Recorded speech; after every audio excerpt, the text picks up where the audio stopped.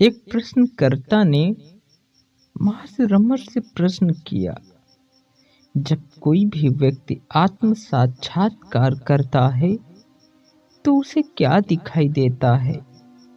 अर्थात जब कोई व्यक्ति अपनी आत्मा को देखता है तो वो क्या देखता है? अर्थात वह मनुष्य महर्षि रमन से पूछता है कि हम जब अपनी आत्मा के साथ मिलते हैं तो हमें क्या दिखाई देता है?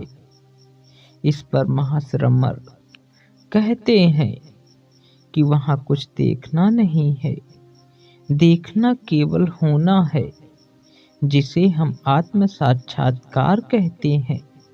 उसमें कुछ नया प्राप्त नहीं करना है, यह दूर स्थित ध्येय को प्राप्त करने जैसा नहीं है, किंतु केवल वहाँ होना मात्र है जो आप हमेशा हैं और हमेशा थे। करना सिर्फ इतना होता है कि असत्य को सत्य मानना छोड़ दिया जाता है। हम सब असत्य को सत्य समझ बैठे हैं। हमें केवल इस आदत को छोड़ना है। जब हम आत्मा को आत्मा के रूप में जानेंगे, दूसरे शब्दों में आत्मा बनिए। एक समय आएगा जब आप अपने आप पर हंसेंगे कि आप नित्य प्रकट आत्मा को खोजने का प्रयत्न कर रहे थे। इसलिए इस प्रश्न का क्या उत्तर दिया जाए? वह भूमिका दृष्टा दृश्य से परे है। वहाँ किसी पदार्थ को देखने वाला है ही नहीं। जो इस समय इन सब पदार्थों को देखता है, उसका अस्तित्व समाप्त हो जाता है। तब केवल आत्मा ही शेष रहता है। अर्थात जब व्यक्ति महर्षि रमन से यह कहता है कि जब मनुष्य आत्म साक्षात्कार कर लेता है तो उसे क्या दिखाई देता? इस पर महर्षि रमन कहते हैं, आत्म साक्षात्कार करने पर व्यक्ति को कुछ भी नहीं दिखाई देता। आत्म साक्षात्कार करना जिसे आप कहते हैं, वैसा वहाँ कुछ भी नहीं है। आत्म साक्षात्कार का अर्थ होता है कुछ करना नहीं, कुछ देखना नहीं, कुछ छूना नहीं, कुछ सुनना नहीं, बल्कि आत्म साक्षात्कार का अर्थ है होना मात्र। बस तुम हो जाओ, अर्थात तुम अपने अस्तित्व के प्रति जागृत हो जाओ कि यह शरीर जो है निराकार ब्रह्म का साकार स्वरूप है। इस शरीर में व्याप्त आत्मा अर्थात इस शरीर में व्याप्त चैतन्य ही जो है वह आत्मा है। और इस आत्मा की अनुभूति कि हाँ यह आत्मा है, यह अनुभूति का होना मात्र ही आत्म साक्षात्कार है। आत्म साक्षात्कार किया नहीं जाता, बल्कि आत्म साक्षात्कार का अर्थ है होना मात्र।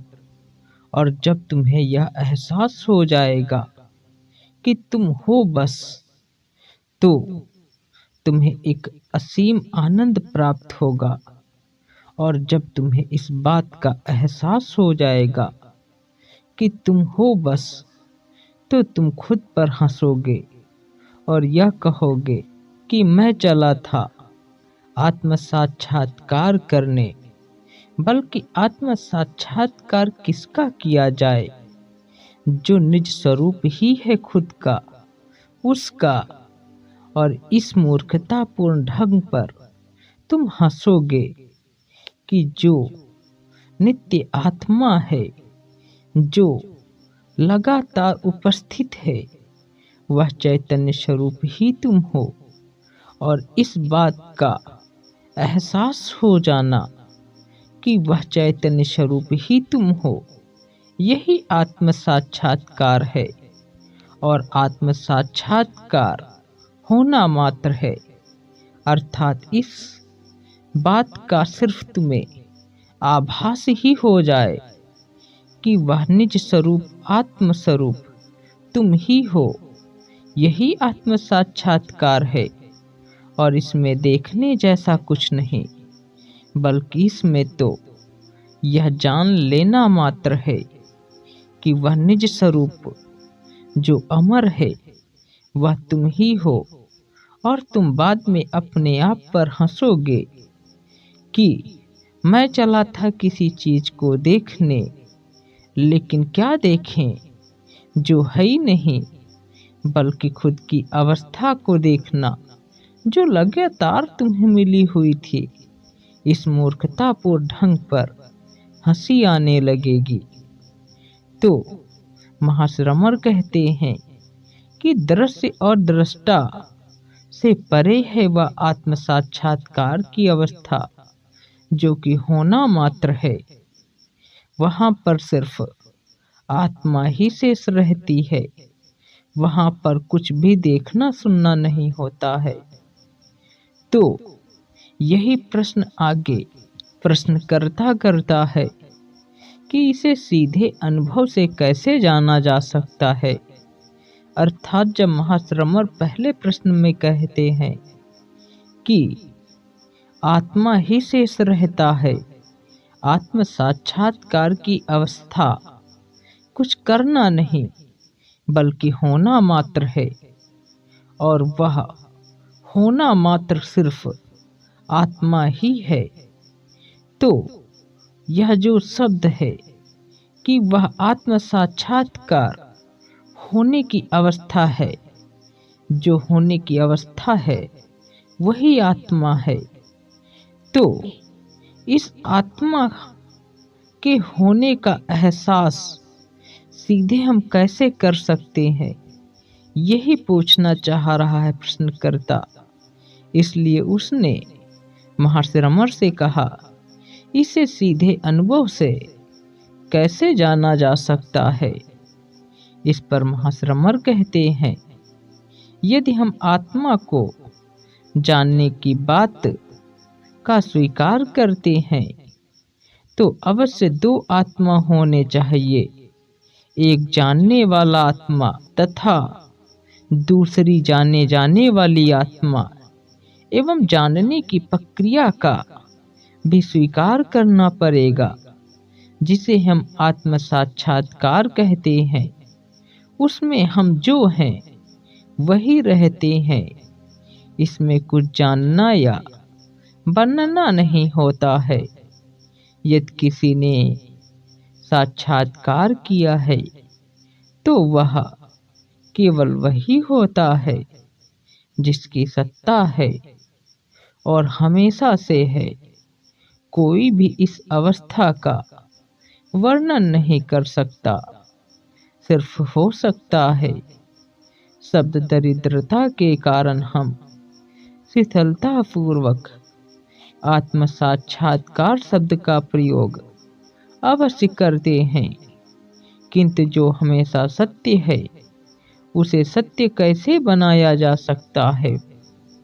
अर्थात जब प्रश्नकर्ता ने यह प्रश्न किया कि आत्म साक्षात्कार का हम सीधे तौर पर अनुभव कैसे कर सकते हैं, इस पर महर्षि रमण कहते हैं, यदि हम आत्म साक्षात्कार का अनुभव करना चाहें तो यहाँ दो आत्माएं हो जाएंगी, लेकिन वास्तविकता में तो दो आत्मा जैसी कुछ नहीं होती है। एक आत्मा तो यह हो जाएगी कि जो जानना चाह रही है आत्म साक्षात्कार के विषय में, और दूसरी आत्मा स्वयं आत्म साक्षात्कार हो जाएगी। लेकिन ऐसा नहीं है। महर्षि रमण कहते हैं कि सत्य तो हमेशा सत्य है, उसे किसी आधार की आवश्यकता नहीं है। शब्द तो दरिद्र हैं, वो किसी भी बात को नहीं कह सकते। इसलिए हमने अपनी होने मात्र की अवस्था को आत्म साक्षात्कार कहा है। लेकिन वास्तव में आत्म साक्षात्कार शब्द बिल्कुल ही खोखला है, क्योंकि जो आत्म साक्षात्कार है वो करना नहीं बल्कि होने मात्र की अवस्था है।